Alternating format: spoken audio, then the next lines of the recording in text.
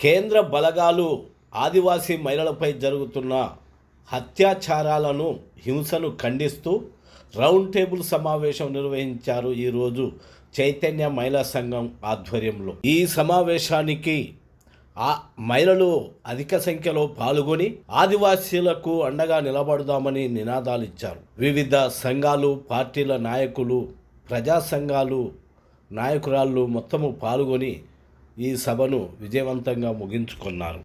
ఈ సమావేశము చర్చిస్తూ ఆయుధాలు కలిగి ఉండటము నేరమైతే చట్ట ప్రకారం శిక్షించాలి, కానీ అమాయకుల అయిన ఆదివాసులను పట్టుకపోయి వారి పైన ఒక మావోయిస్టు ముద్ర వేసి హత్య చేయటం ఎంతవరకు సమంజసమంటూ మహిళలు, మహిళా సంఘాల నాయకులు, కార్యకర్తలు, ప్రజాస్వామిక వాదులు ముక్తకంఠంతో ఈ సమావేశంలో ఆదివాసీల పైన ఖండించారు. మైదాన ప్రాంతాల్లో ఉన్న ప్రజల నుంచి ఈ ఆదివాసీల చేసే పోరాటాలకి ఎందుకని ఆశించిన స్థాయిలో మద్దతు దొరకడం లేదు.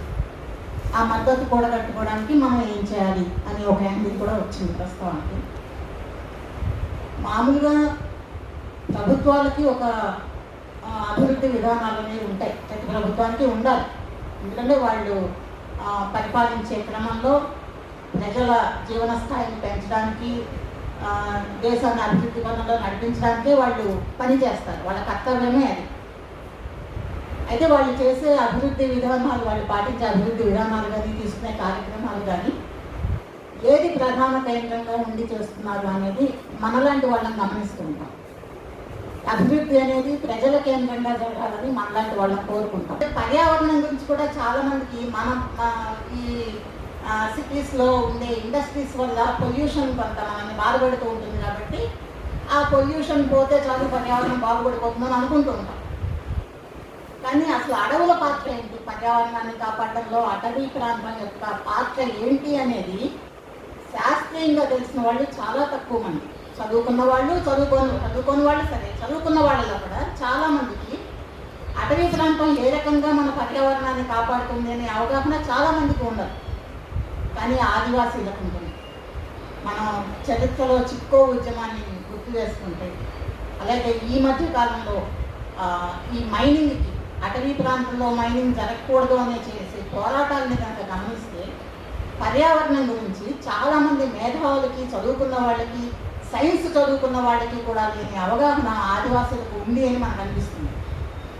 కానీ ప్రభుత్వాలు ఎలాంటి ప్రచారాలు చేస్తాయంటే ఆదివాసీలు చేసే పోడు వ్యవసాయం వల్ల అటవీ ప్రాంతం చాలా దెబ్బతింటోంది, అటవీ ప్రాంతం తరిగిపోతుంది అని ప్రచారాలు చేస్తూ ఉంది.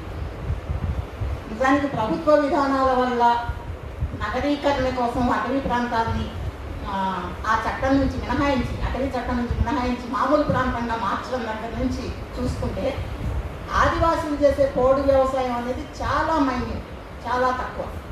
నిజానికి ప్రభుత్వ విధానాల వల్లనే చాలా అటవీ భూమి దెబ్బతింటోంది. ఆ అటవీ భూమి తగ్గడం వల్లనే పర్యావరణం కూడా దెబ్బతింటోంది. ఇప్పుడు కాశ్మీర్లో ఇందాక విజయ్ గారు చెప్పారు, సోనం వాంగ్చుక్ చాలా రోజులు పోరాటం చేశారు.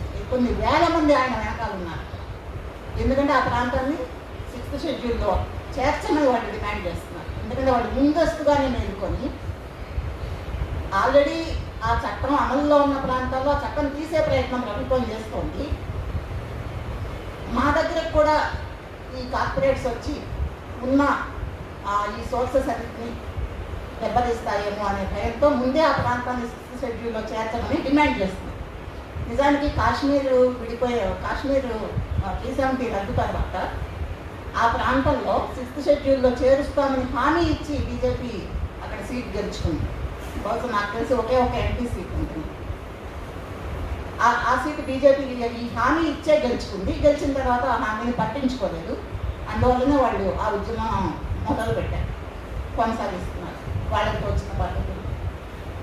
ఛత్తీస్గఢ్లో ఇప్పుడు జార్ఖండ్లో కానీ ఛత్తీస్గఢ్లో కానీ ఈ 6 నెలల నుంచి ఒక 120 మందికి పైగా అక్కడ వాళ్ళని నక్సలైట్లను చంపాలని ప్రభుత్వం అంటుంది.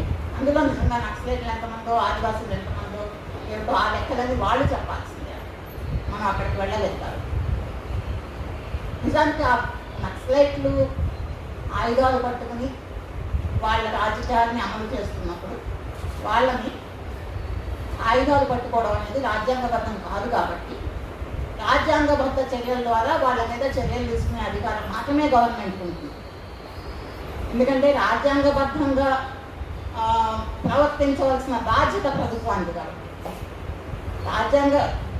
ప్రజలు ఒక సమూహం, ఒక గుంపు వాళ్ళు వాళ్ళ విశ్వాసాల కారణంగా ఆయుధాలు పట్టుకుంటే రాజ్యాంగ విరుద్ధం అంటే ప్రభుత్వం దాన్ని కూడా రాజ్యాంగబద్ధంగానే ఆ సమస్యని పరిష్కరించాలి తప్ప ప్రభుత్వాలకు రాజ్యాంగ విరుద్ధంగా ప్రవర్తించే హక్కు లేదు.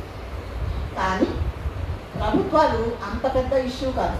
అసలు ఆయుధాలే లేకుండా కేవలం వాళ్ళ మీద జరుగుతున్న హింసకి వ్యతిరేకంగా కానీ వాళ్ళ ఏరియాలో జరుగుతున్న మైనింగ్కి వ్యతిరేకంగా కానీ ఒక ప్రచారం లేదా ఒక చిన్న ప్రదర్శన చేస్తున్న ఆదివాసుల మీద నక్సలైట్ ఉద్యమం అనే సాకు చూపించి ఈరోజు తీవ్ర నిర్బంధాన్ని అమలు చేస్తుంది. అంటే ప్రధాన మీడియా ఎలాగో దాన్ని సరిగ్గా కవర్ చేయదు. చేసినంత వరకు మేరకైనా బయట సమాజానికి ఏమర్థమవుతుందంటే అక్కడ నక్సలైట్లు ఉన్నారు కదా, నక్సలైట్ ఉద్యమం ఉంది కదా, ఆదివాసులకి వాళ్ళు ఏదో ఒక మేరకు వాళ్ళు నక్సలైట్ ఉద్యమానికి సహకరిస్తూ ఉంటారు కాబట్టి వాళ్ళ మీద జరిగే హింస అనేది అనుమతించవలసింది, అంటే అది ప్రభుత్వానికి తప్పని విధే అనే అవగాహన కూడా చాలామంది ఉంది. అంటే ఆ రకంగా చూసి కూడాను దాని పట్ల ఆ ఇష్యూ పట్ల నిర్లక్ష్య వహించే సమూహాలు బయట ఉంటున్నాయి. ఆయుధాలు పట్టుకోకుండా ఒక రాజకీయ విశ్వాసాన్ని ఎవరైనా కలిగి ఉండడం అనేది నేరం కాదు. ఈ విషయం చాలామంది గుర్తించడానికి ఇష్టపడరు, కానీ అదొక రాజ్యాంగ హక్కు. ఏ రాజకీయ విశ్వాసాన్నైనా కలిగి ఉండే హక్కు ఎవరికైనా ఉంటుంది. ఇదొక హక్కు. ఇది ఆదివాసులకు కూడా ఉంటుంది. ఆదివాసులకు అనేక హక్కుల్లో ఇది కూడా ఉంటుంది. ముఖ్యంగా ఆ ప్రాంత ఆదివాసులు, జార్ఖండ్, ఛత్తీస్గఢ్ ఆయా ప్రాంతాల్లో ఆదివాసులు వాళ్ళకున్న సమస్యలకి జీవనాన్ని మెరుగుపరుచుకోవడానికి కొన్ని నక్సలైట్ పార్టీలని ఆశ్రయించవచ్చు, వాళ్ళ సహాయం తీసుకోవచ్చు, కొంతమంది ఎన్జిఓల సహాయం కూడా తీసుకోవచ్చు. చాలామంది ఆదివాసులు ఈరోజు ఎన్జిఓలుగా అక్కడ ఉండి పనిచేస్తున్నారు. అట్లా ఒక పిహెచ్డీ చేస్తున్న ఒక విద్యార్థి అక్కడికి వెళ్ళి ఆదివాసీ సమస్యల గురించి ఎంక్వైరీ చేస్తూ దానికోసం రిపోర్ట్ తయారు చేయడానికి దిగుతుంటే అతన్ని కూడా భీమా కొరే గవర్నెన్స్ విధించి జైల్లో పెట్టారు. అంటే వాళ్ళకి నక్సలైట్ కావచ్చు, ఎన్జిఓ కావచ్చు, మామూలు ఆదివాసీ గుడిసెలో జీవిస్తూ కోడి వ్యవసాయం చేసుకుంటున్న ఆదివాసీ మహిళ కావచ్చు, పురుషుడు కావచ్చు, ఎవరైనా కావచ్చు, కానీ వాళ్ళు అక్కడ అమలు చేయదలుచుకున్న కార్పొరేట్ విధానాలకి కాదు అని చెప్పడమే కారణం అక్కడ నిర్బంధానికి. అంతే తప్ప వాళ్ళు నక్సలైట్లు కాబట్టి చేస్తున్నారు అనే అవగాహన చాలా తప్పుడు అవగాహన. వీళ్ళని అత్యాచారాలు చేయడం ద్వారా, వాళ్ళ ప్రైవేట్ పార్ట్స్ని తాకడం ద్వారా, వాటిని హింసించడం ద్వారా వాళ్ళని అవమానించవచ్చు లేదా వాళ్ళ మీద కసి తీర్చుకోవచ్చు అనే ఒక చిన్న చూపు, నిర్లక్ష్యం, పుట్టుసాంత అవసరం. వీటి నుంచి ఈ స్త్రీల మీద అదనంగా జరుగుతుంది.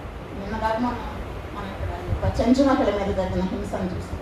ఇంత క్రూయల్గా చేశారు. కేవలం స్త్రీ కాబట్టి ఆ రకంగా హింస చేయొచ్చు అనే ఒక పురుషస్వామ్య భావజాలం. దీన్ని తగ్గించి, అంటే స్త్రీలకి పురుషులకి కూడా దీని పట్ల ఒక అవగాహన, ఇద్దరికీ సమానమైన హక్కులు ఉన్నాయి అనే అవగాహన కల్పించాల్సిన పని మనం చేస్తూనే ఉన్నాం. కానీ ప్రభుత్వాలు, ముఖ్యంగా రీసెంట్గా వస్తున్న ప్రభుత్వాలు సనాతన ధర్మాన్ని ఎత్తిపడుతూ మనువు ఎవరైతే స్త్రీని చాలా నీచంగా తక్కువగా వర్ణించారో ఆ మనువు చెప్పిన ధర్మాన్ని దాన్ని రాజ్యాంగంగా గుర్తించే ప్రభుత్వాలు ఉంటున్నప్పుడు ఇంకొంచెం ఈ హింస ఇంకా కొంచెం ఎక్కువ అవుతుంది. అట్లా ప్రభుత్వ విధానాల గురించి, అటవీ పర్యావరణం గురించి, పర్యావరణం ఈరోజు ఆదివాసులు అక్కడ మైనింగ్ని వద్దు అని అంటున్నారు అంటే అది వాళ్ళ సమస్య అని చూసే ప్రజలకి అది మన సమస్య, ఇది మొత్తం మన దేశ సమస్య, మన పర్యావరణ సమస్య అని అర్థం చేయించాల్సిన అవసరం కూడా ఉంది. ఈ రకంగా ఒక సమగ్రమైన అవగాహనను పెంచడం ద్వారానే ఆదివాసీలకి మనం ఉన్న నగరాల నుంచి కానీ పట్టణాల నుంచి కానీ మద్దతు కూడగట్టడం అని నేను అనుకుంటున్నాను. వెంటనే ఆపాలి. అక్కడ ఎత్తివేయాలని, శాంతియుత వాతావరణాన్ని నెలకొల్పి అక్కడ ఆదివాసీలు ఏవైతే వాళ్ళు అడుగుతున్నారో ఆ డిమాండ్స్ ని నెరవేర్చాలి. నాగర్ కర్నూలు జిల్లా కొల్లాపూర్లో చెంచు మహిళలపై జరిగిన హింసకు సంబంధించిన మొత్తం సంఘటనపై విచారణ జరిపి మిగిలిన నిందితులను కూడా అరెస్ట్ చేయాలి. ప్రొఫెసర్ అరుంధతి రాయ్ పై పెట్టిన కేసును వెంటనే ఉపసంహరించుకొని ఊపా కేసును ఎత్తివేయాలి. కొత్త నేర చట్టాలపై ప్రజలపై అభిప్రాయ సేకరణ చేసి తరువాతనే వాటిని అమలు చేయాలనేది ముఖ్యమైన డిమాండ్స్ గా మేము అనుకుంటున్నాం. ఈ చెంచు మహిళ ఈశ్వరమ్మ విషయంలో మా కళ్ళ ముందే అసలు ఇక్కడ దోషులు అంటే ఇక్కడ ఎవరైతే బాధపడుతున్నారో వాళ్ళని అరెస్ట్ చేశారు. చెంచులు కొట్టారు, ఆమెను కొట్టడం అనేది జరిగింది. చెంచులు అనే వాళ్ళు ఎలాంటి వాళ్ళు అంటే వాళ్ళకి ఏమి తెలియదు, కేవలం ఉదయాన్నే లేచి ఆహార సేకరణ చేసుకొని వాళ్ళు తిని ఉండేటటువంటి వాళ్ళు కానీ మిగిల్చుకుందాము, పెద్ద పెద్ద భవనాలు కట్టుకుందాము, కనీసం చదువుకుందామనే జ్ఞానం కూడా లేనటువంటి వాళ్ళు, వాళ్ళ ఆరోగ్యం సరిగ్గా చూసుకోలేని వాళ్ళు, ఏ మాత్రం కూడా అవగాహన సమాజం పట్ల అవగాహన లేకుండా వాళ్ళ జీవన విధానంలో వాళ్ళు బ్రతికేటటువంటి మనుషులు. అలాంటి వాళ్ళకి ఈ అక్కడ శివయ్య వెంకటేష్ అనే వాళ్ళు భూమిని ఆక్రమించుకొని వీళ్ళ చేతే అంటే కుటుంబ సభ్యుల చేతనే ఈశ్వరమ్మ కూలి పెంచమని చెప్పినందుకు ఈశ్వరమ్మ చేతనే వాళ్ళ చేతనే వాళ్ళని కొట్టించి వాళ్ళ ప్రధాన నిందితులుగా ఇప్పుడు మొదలు పెట్టింది. ఇక్కడ మా కళ ముందు అరెస్ట్ చేశారు. ఎంత అమాయకంగా ఉన్నారంటే వాళ్ళ ఈశ్వరమ్మ తండ్రి వాళ్ళ అక్క ఎంత అమాయకంగా పక్క చిక్కుపోయినటువంటి శరీరాలతో చాలా ఎంత అమానీయంగా ఉన్నారు. వాళ్ళని అరెస్ట్ చేయించారు. ఇక్కడ ప్రధాన నిందితుడు ఈ శివయ్యని మాత్రం అరెస్ట్ చేయలేదు ఇప్పటివరకు కూడా. నిన్న చల్లో పెట్టిండ్రు. ఇంకా ఆ మిత్రులు చెప్పేటటువంటి ఇంకా సమాచారం ఉంది. మిగిలిన వాళ్ళందరూ కూడా ఖచ్చితంగా దాని మీద మనం మాట్లాడాలి. ఇవన్నీ కూడా ఈ మొత్తం సంఘటన మీద సిట్టింగ్ జడ్జితో విచారణ జరిపించాలని ప్రధాన డిమాండ్ తోటే చైతన్య మహిళా సంఘం ఈ రోజు ఈ రౌండ్ టేబుల్ సమావేశం నిర్వహించింది.